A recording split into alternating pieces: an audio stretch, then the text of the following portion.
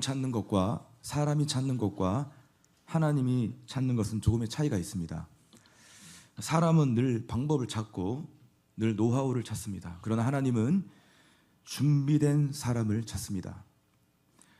하나님의 사역에는 하나님이 제일 중요할 것 같지만 여러분, 사람도 참 중요합니다. 왜냐하면 하나님은 사람을 통해 일하시기 때문입니다. 그래서 우리는 항상 사람을 소중히 여겨야 되고, 그 무엇에 투자하는 것보다 사람에게 투자하는 것이 가장 지혜로운 것임을 우리는 알아야만 합니다. 오늘은 안수 집사를 선출하는 날입니다. 뿐만 아니라 지난주에는 우리 서리 집사님들 임명하였고, 또 각 위원회를 섬기는 우리 위원장들을 임명하는 주일이기도 하였습니다. 항상 느끼는 것이지만 사람을 세우는 것은요, 참 겁나는 일이에요. 왜냐하면 사람 하나가 잘못 세워지면 모든 것이 다 엉망진창이 되어버리기 때문입니다. 그래서 인사가 만사라고 하는 말이 있지 않습니까?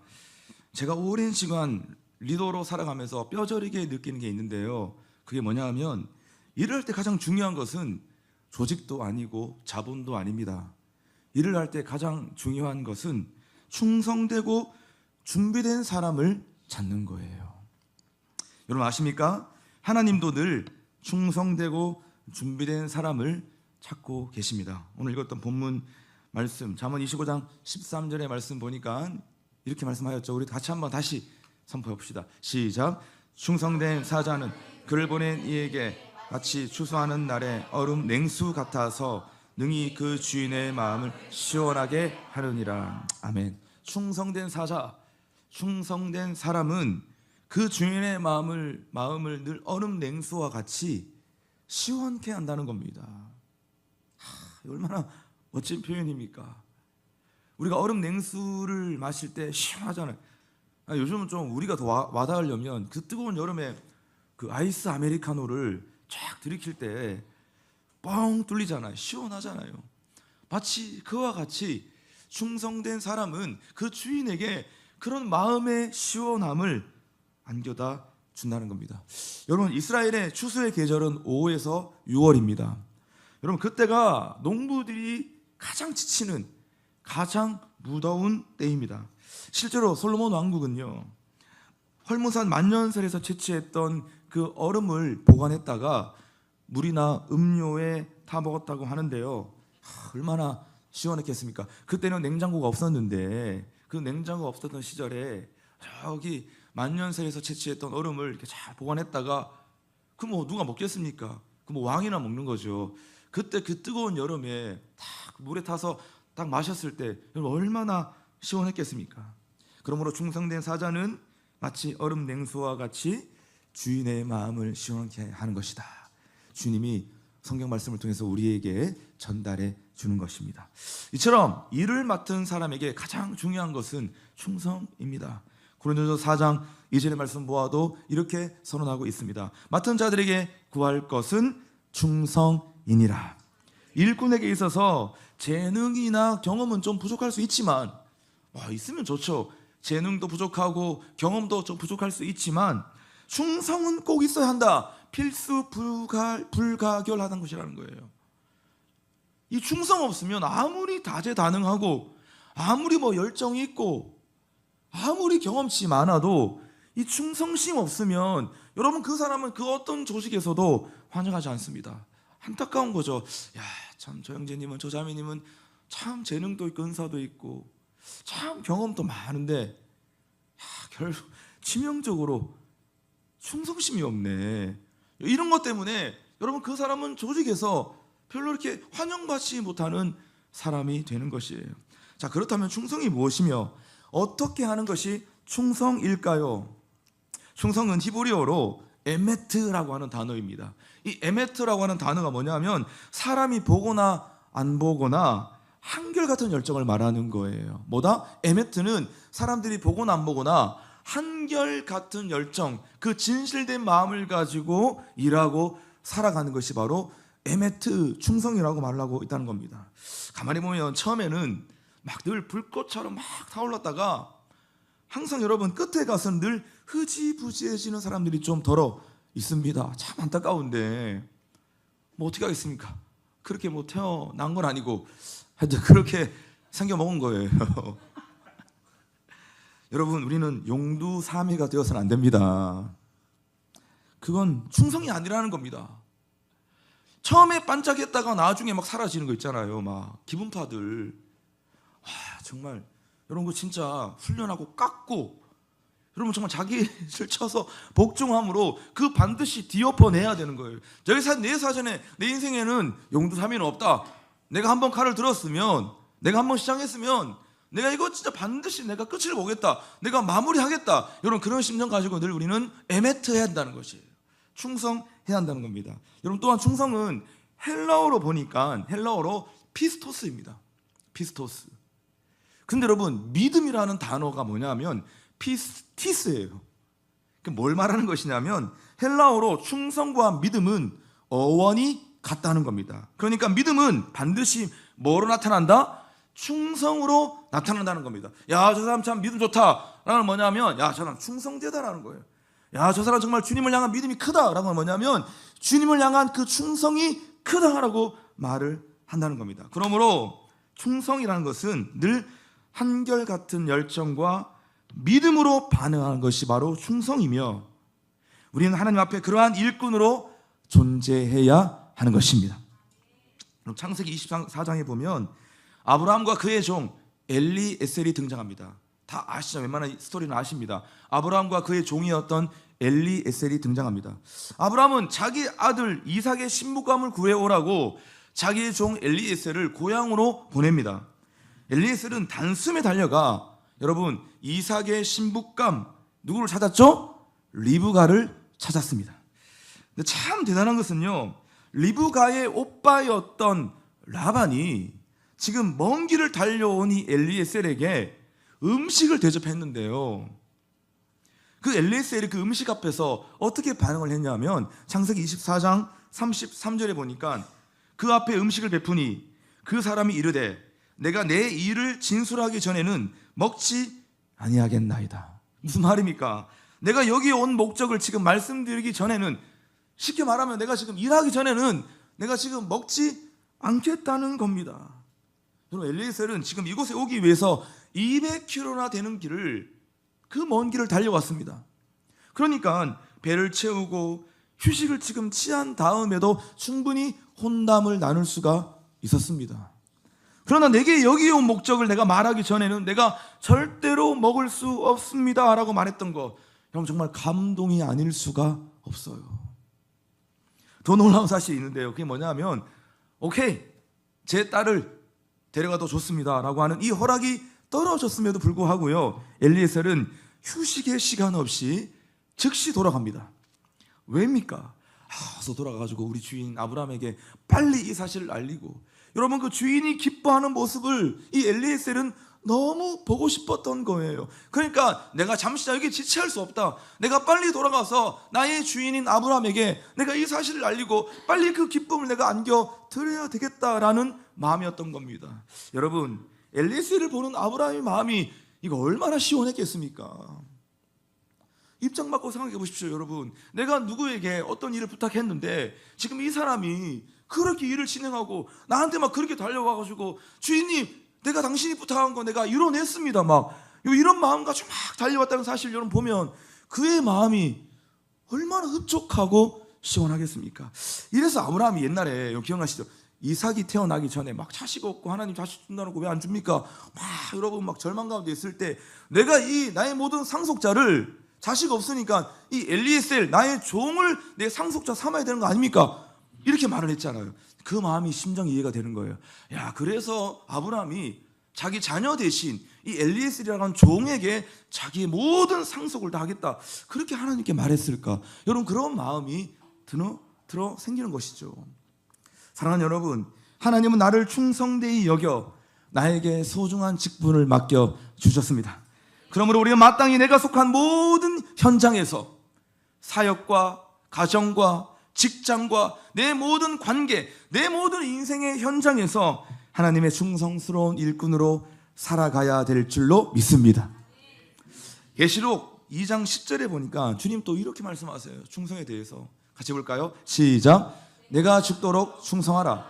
그리하면 내가 생명의 관을 내게 주리라. 충성된 사자는 그 주인을 위해서 생명도 기꺼이 드리는 사람이다 라고 말을 하는 겁니다. 그게 충성이다. 내 목숨도 내 생명도 기꺼이 드릴 줄 아는 사람이 바로 충성된 사자다, 사람이다 라를 말하는 거예요. 여러분, 스위스 사람들은 충성스럽기로 소문난 민족이라고 합니다. 저는 우리 한국이 제일 충성스러운 민족, 아니면 몽골이 제일 충성스러운 민족인 줄 알았는데 세상에서 가장 충성된 민족은 스위스라고 하는 거예요. 여러분, 스위스는 면적이 우리나라의 절반도 되지 않는 나라입니다. 그 인구는 800만이 조금 넘는 아주 작은 나라예요. 그러나 스위스는 그 어떤 나라보다도 잘 사는 부자 나라죠. 1인당 국민 소득이 우리나라보다 2배나 더 높습니다. 자, 스위스 하면 생각나는 것들이 아주 많이 있겠지만 여러분, 그 중에 하나, 중요한 것 중에 하나가 무엇이냐면 로마 교황청이 있는 바티칸의 방위를 맡고 있는 군대가 바로 스위스 군대라고 합니다. 여러분, 바티칸의 방위를 스위스가 맡게 된 역사적 사연이 있습니다. 왜 바티칸의 방위를 스위스 군사가 맡을까? 아니, 거기에는 뭐 군대가 없나? 근데 꼭 스위스 군대만이 바티칸의 방위를 맡고 있는 거예요. 여러분, 스위스는 나라가 아주 어려웠을 때 외국으로 용병을 보내가지고 돈을 벌어오게 했습니다. 프랑스 대혁명 당시 루이 16세의 호위병은 프랑스 병사들뿐만 아니라 스위스의 용병 768명을 비롯한 수많은 외국 용병들과 함께 구성되어 있었습니다. 누구의 호위병? 루이 16세의 호위병이었습니다. 자, 근데 이제 프랑스 대혁명이 일어나고 시위대가 이제 막 왕궁으로 막 진격해 오는데요. 프랑스의 병사는 물론이고 대부분의 외국 용병들이 다 도망을 치고 말았던 거예요. 그러나 끝까지 이 루이 16세의 곁을 지켰던 호위병들이 있었는데 그게 바로 누구냐면 스위스 용병들이었습니다. 더 이상 왕위를 지킬 수 없다고 판단했던 루이 16세는 남아있는 스위스 용병들에게, 야, 이제 너희는 프랑스와 아무 상관이 없는 사람들이니까 이제 너희 고향으로 돌아가라고 명령을 내렸습니다. 근데 여러분, 남아있던 그런 모든 용병들, 그리고 그 용병을 지휘했던 12명의 스위스 장교들이 이런 결론을 내립니다. 우리 스위스 군대는 한 번도 한 번 지킨 신의는 끝까지 지켜야 한다라고 하면서요, 왕을 지키기 위해서 단 한 명도 철수하지 않고 끝까지 항전을 벌이다가 결국에는 768명 전원이 혁명군에 의해서 장렬히 전사하고 말았던 것입니다. 이런 스위스의 군대의 충성심을 높이 사서 바티칸에서는 지금도 스위스 군대가 방위를 맡고 있다는 겁니다. 한번 맺은 신의와 의리는 저버리지 않고 죽도록 생명을 다해 목숨을 다해 끝까지 지킨다는 거예요. 그러니까 여러분, 거기 누구 어떤 군대를 여러분 배치하겠습니까? 바티칸에. 아니 스위스 군대 아니고는 믿을 수가 없다. 여러분, 그런 마음 가지고 지금까지 스위스 군대가 바티칸의 방위를 맡고 있다는 겁니다. 여러분, 내 생명을 걸더라도 때로는 나에게 좀 손해가 되더라도 약속한 것을 끝까지 지키는 거, 결정한 것을, 주님 앞에 결정한 것을 끝까지 지키는 거, 이것이 바로 충성인 거예요.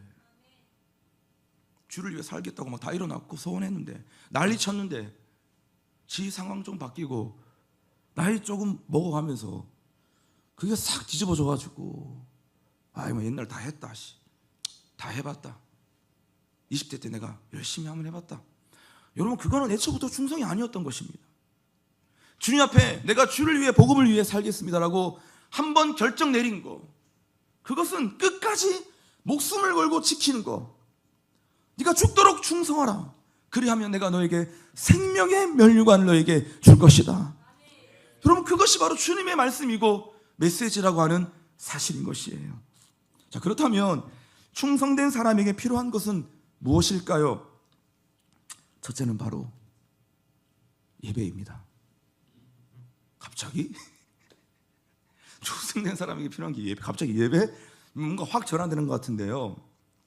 여러분, 성경의 가치는 일이 아무리 중요해도 예배가 우선시 돼야 하는 것을 말씀하고 있습니다. 그래서 하나님은 늘 우리가 봉사자이기 이전에 예배자가 되기를 원하십니다. 아멘. 요한복음 4장 23절 말씀 같이 읽어봅시다. 시작. 아버지께 참되게 예배하는 자들은 영과 진리로 예배할 때가 오나니 곧 이때라. 아버지께서는 자기에게 이렇게 예배하는 자들을 찾으시니라. 아멘. 하나님이 찾으시는 사람은 일하는 사람이 아니라 먼저 예배하는 자를 지금 찾고 있다고 말하는 거예요. 이 일이 중요하지 않다 뭐 그런 말이 아니라 너희가 먼저 일하기 전에 먼저 예배자가 되어야 너희는 내가 너에게 맡겨준 일을 감당할 수 있다. 여러분, 이런 깊은 속뜻이 담겨져 있는 말이에요. 그러니까 이 말씀 보면서 뭐 일이 중요해, 봉사가 중요하지 않잖아, 난 예배만 드리면 돼, 이게 아니고 일도 중요하지만 그 이전에 먼저 하나님을 예배하는 예배가 세워지고 내가 일꾼이 되기 이전에 먼저 예배자가 되는 것에 대해서 하나님은 말씀하고 있다는 것입니다. 여러분, 마리아와 마르다의 이야기를 아시죠? 이거 다 아는 이야기잖아요. 마르다가 예수님 오셨다고요. 지금 열심히 뭔가 일을 하고 있습니다. 예수님 오셨으니까 막 접대해야지 않습니까? 열심히 일을 하고 있는데 근데 동생 마리아는 지금 예수님의 무릎 앞에서 앉아가지고 아랑곳하지 않고 지금 예수님과 막 대화하고 예수님 말씀 막 듣고 있는 거예요. 인간적으로 생각하면 이 마리아는 진짜 눈치 없고 개념 없고 뭐 진짜 뭐 얄밉잖아요 사실상. 야, 뭐 니만 주님 사랑해? 야, 지금 내가 지금 이렇게 일한다고 바빠 죽겠는데 야, 너는 지금 주님하고 예수님하고 계속 대화만 하고 있냐? 얼마나 속이 터졌겠습니까? 여러분, 그래서 마르다가 막 속이 상해가지고 지금 예수님께 막 도움을 요청하고 있는 거예요. 주님, 나는 지금 주님을 위해서 열심히 일을 하고 있는데 내 동생 마리아는 지금 주님의 발치 앞에서만 앉아 있습니다. 좀 뭐라고 좀 해주세요. 하나님, 좀 뭐라고 좀 도와주라고 좀 얘기 좀 해주세요. 지금 마르다가 지금 예수님에게 막 그렇게 요청을 하고 있는 거예요. 그러나 주님의 대답은 달랐습니다. 마르다야, 마르다야, 서라. 네가 많은 일로 지금 염려하고 근심하는구나. 근데 네가 지금 너에게 꼭 필요한 것이 하나 있다. 지금 마리아는 그 꼭 필요한 거, 그 좋은 편을 택하였으니 절대 빼앗기지 않을 것이다. 가장 좋은 것을 택했다. 그 뭐냐면 주님과 교제하는 거예요. 그러니까 그 어떤 것도 이것을 뺏을 수가 없다는 겁니다. 너한테도 지금 그게 필요하다는 거예요. 네가 일하는 거 중요한지 알겠는데 네가 지금 나에게 관심이 있는지를 좀 돌아보고 너에게 진짜 필요한 것은 지금 그건 것에 대해서 너는 반드시 알아야 한다. 예수님의 대답이었던 것입니다. 사랑하는 여러분, 예배 없는 사역은 위험한 것이 아니라 재앙입니다. 예배 없이 일만 하면 서서히 영적 부작용이 올라오는데요, 원명과 불평과 짜증과 서운함, 온갖 보상 심리가 올라오는 거예요. 예배 없이 일하면 그런 거예요. 나도 모르게 막 원망이 올라오고 불평이 막 올라오고, 교회가 몰라준다, 교회가 공감을 못한다, 나를 인정해 주지 않는다, 뭐 나는 언제 노노 막 이러면서 그때부터 이런 마음들이 막 올라오는 거예요. 그거 왠지 아세요? 지금 자기의 삶 속에 예배가 무너졌기 때문입니다. 사랑하는 여러분, 무엇보다 진정한 예배가 회복될 수 있기를 주의 이름으로 축원합니다. 우리의 신앙의 문제는 결국 예배가 무너졌기 때문에 발생하는 거예요. 가만히 생각해 보세요, 여러분. 내 신앙이 왜 이렇게 왔다 갔다 하나? 내가 원래 내 성격이 그런가 보다. 아닙니다. 성격 탓하지 말고 나는 왜 이렇게 왔다 갔다 하나 했을 때 여러분, 얼마나 수많은 사람들이 늘 여러분 영적인 기복이 있습니까? 근데 그거는요 사실 다른 데 있지 않습니다. 가만히 정말 진실되게 나를 돌아보았을 때 내 삶에 건강한 예배가 무너졌기 때문입니다. 그래서 우리가 하나님 중심의 삶을 산다는 것은 다른 게 아니라 예배 중심의 삶을 사는 것입니다. 그래서 교회는 어떤 경우에도 예배를 소홀히 여기면 안 되고, 성도들은 어떤 경우에도 목숨을 다해 예배를 지켜야만 합니다. 생명을 다해 내 모든 총력을 다해서 내가 예배를 드리고 예배를 세우고 내가 예배를 지키는 삶에 우리는 집중해야 되는 거예요. 다 핑계고 여러분, 사실 핑계잖아요. 아무리 힘들고 어려워도 우리는 매일매일마다 월화수목금토 매일매일마다 내가 해야 될 일을 우리는 진통제 먹어가면서 합니다, 여러분. 사실 여러분, 그런데 우리가 오늘은 좀 상황이, 환경이, 내 몸이, 컨디션이, 여러분 물론 우리가 그것을 이해를 못하는 건 공감할 수 있고 배려할 수 있지만, 우리가 본질적으로 우리가 주님 앞에 섰을 때 내 삶에 정말 건강한 예배가 내가 자리 잡고 있는지를 우리는 돌아보아야 합니다. 여러분, 그래서요 신년 예배부터는요 7주 동안 예배 건전성 회복 운동을 시작하려고 합니다. 아까 조금 전에 띄워준 거 너무 빨리 띄워가지고 잠시 잠깐 집중력이 좀 흐트러졌는데, 1월 첫째 주부터 우리 교회가 7주 동안 예배 건전성, 지금 우리 교회가 예배가 너무 건전하지 못하다고 저는 인식했습니다. 죄송합니다.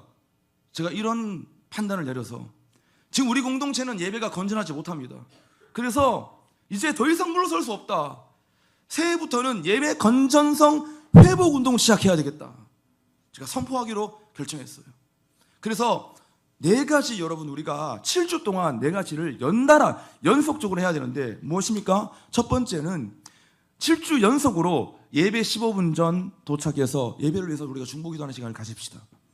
두 번째는 뭐냐? 7주 연속 주일 성수하기. 가만히 보면 주일 성수가 여러분 한 달도 연속되지 못하는 그런 분들이 계십니다. 참으로 안타까운 마음을 가지고 7주 동안 우리가 한 번도 빠지지 않고 연속적으로 우리가 주일 성수를 해보자. 그리고 주일 예배 헌금을 좀 우리가 해보자. 여러분, 안타까운 사실이지만, 이 경위는 잘 모르겠지만, 여러분 예배 드릴 때 우리가 헌금을 하잖아요. 11조 감사헌금 이런 걸 말하는 게 아니라 우리가 주일 예배를 드릴 때는 헌금을 해야 되거든요. 그런데 아직까지 막 놓치고 까먹고 이러면서 우리가 주일 예배 헌금을 못 하시는 분들이 좀 있습니다. 더러. 근데 우리가 반드시 예배 드릴 때는 주일 예배 헌금을, 우리 아이들도 그렇게 가르치잖아요. 다음 세대에서도 헌금하고 내서 하나님 앞에 내 정성스럽게 준비한 헌금 예물을 하나님께 내어드리는 거, 어릴 때부터 우리가 훈련 받잖아요. 근데 우리가 다 성장하고 난 다음에 여러분 그것을 놓치는 경우가 되게 많은 것 같아요. 그리고 예배 시간에 우리가 이동하지 않기, 요 4가지를 우리가 가지고 7주 동안 우리가 잘 지켜가면서 예배 건전성을 우리가 좀 회복해 나아가는 여러분 그런 운동을 우리가 내년부터 실시해보고자 합니다. 사랑하는 여러분, 충성할 때 필요한 모든 요소가 많이 있겠지만 가장 중요한 것은 바로 하나님을 먼저 예배하는 것임을 믿을 수 있기를 주의 이름으로 축원합니다. 두 번째, 충성된 사람에게 필요한 요소는요 바로 기도입니다. 아까 살펴보았던 것처럼 아브라함의 종 엘리에셀은요 매우 충성된 종이었지만, 여러분 그보다 더 귀했던 것은요 엘리에셀이 하나님의 인도하심을 받으려고 했다는 겁니다. 충성을 넘어서 하나님의 인도하심을 받으려고 했다는 거예요. 엘리에셀은 아브라함에게 지시를 받았습니다. 너는 가서 이삭의 신부감을 택해서 오라. 그 정권을 준 거예요, 종에게. 그것도 참 대단한 것 같습니다. 종에게 자기 아들 신부감, 자기 며느리감을 택하라는 정권을 내어줬습니다. 여러분, 그런데 참 도전이 되는 게 뭐냐 하면요, 엘리에셀은요 자기가 보기에 좋은 여자를 판단하거나 선택하지 않았다는 겁니다. 다시, 엘리에셀은 자기가 보기에 좋은 여자를 판단하거나 선택하지 않았다는 겁니다. 창세기 24장 12절 말씀 보세요. 종이 말했습니다. 여호와여, 주께서는 저의 주인 아브라함의 하나님이십니다. 오늘 제가 주인 아들의 아내감을 순탄하게 찾을 수 있도록 도와주옵소서. 엘리에셀 기도했어요. 대단한 종입니다, 여러분. 엘리에셀은 하나님께 기도했습니다. 어떻게 기도했냐 보니까 24장 14절 보십시오. 제가 그 중에 한 여자에게 그 물동이에 있는 물을 좀 먹게 해 주십시오 하고 말할 때, 만약 그 여자가 마시세요, 내가 당신의 낙타들에게도 물을 먹이겠습니다 라고 말을 하면 그 여자를 주의 종 이삭의 아내감으로 알겠습니다. 여기 먼저 이해하셨죠? 어떤 한 여자에게 자기가 물을 좀 달라고 했을 때 그 여자가 네, 물 좀 마시세요 하면서 나한테만 물을 주는 게 아니라 함께 왔던 낙타에게도, 약대에게도 물을 먹으라고 물을 주면 그 사람이 하나님께서 허락하신 자매라고, 여자라고 제가 여기겠습니다 했던 거예요. 엘리에셀은 지금 철저하게 기도하며 무엇을 구했다? 하나님의 인도하심을 구했다는 겁니다. 놀랍습니다, 여러분. 사랑하는 여러분, 우리가 무슨 일을 하든지 이 믿음이 필요합니다. 우리가 무슨 일을 감당하든지 이 믿음이 필요한 것이에요. 말하기에 앞서 기도하며 하나님께 인도하심을 구하는 것, 이것이 모든 일하는 사람들에게 가장 중요한 요건이라는 것이에요. 주님보다 앞서지 않고 겸손하게 주님의 말씀 기다리니 주님 손에 우릴 드립니다. 사랑으로 인도하소서. 저는 항상 반주가 없으면 노래를 못하겠던데, 주님보다 앞서지 않고 겸손하게 주님의 말씀 기다리겠습니다. 사랑으로 나를 인도해 주세요. 기도가 먼저입니다. 아멘.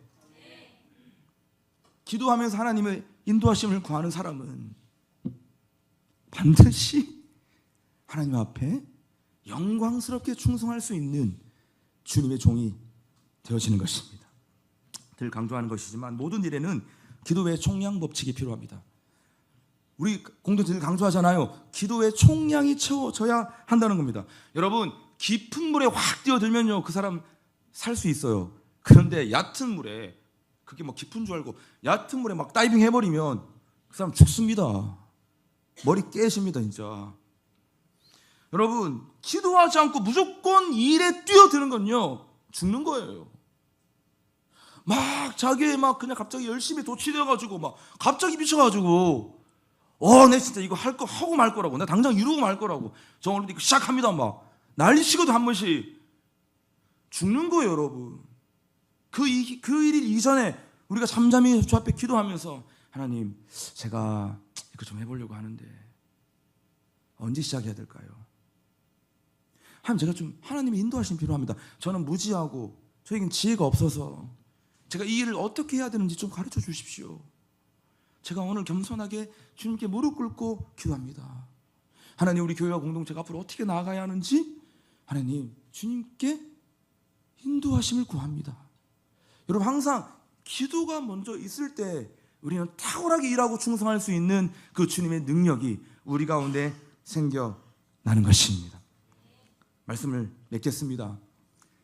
인사가 만사라고 했죠. 사람을 잘 세우는 것이 매우 매우 중요하다는 겁니다.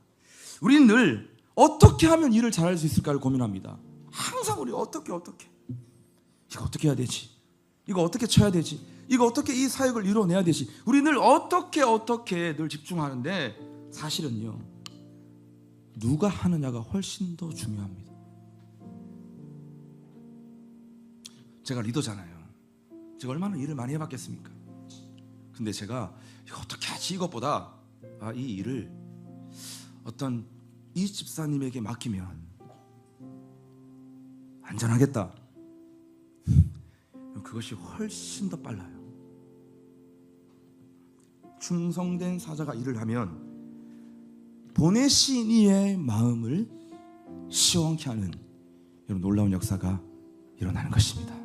여러분, 평생 하나님 앞에 오늘 이 말씀을 기억하면서, 하나님, 올해에도 제 나름대로는 주님 앞에 충성한다고 했는데 제가 앞으로 살아가는 모든 일생, 또 다가오는 2025년도도 하나님 나에게 맡겨주신 그 일들을 제가 기억하면서 하나님, 제가 충성된 사자로, 충성된 일꾼으로 하나님 아버지의 마음, 내 삶의 주인 되신 주님의 마음을 시원케 해드리는 하나님의 종이 되게 하여 주옵소서. 이러한 고백으로 여러분, 우리가 또 새해를 기다리며 나아가는 저와 여러분 될 수 있기를 주의 이름으로 축원합니다.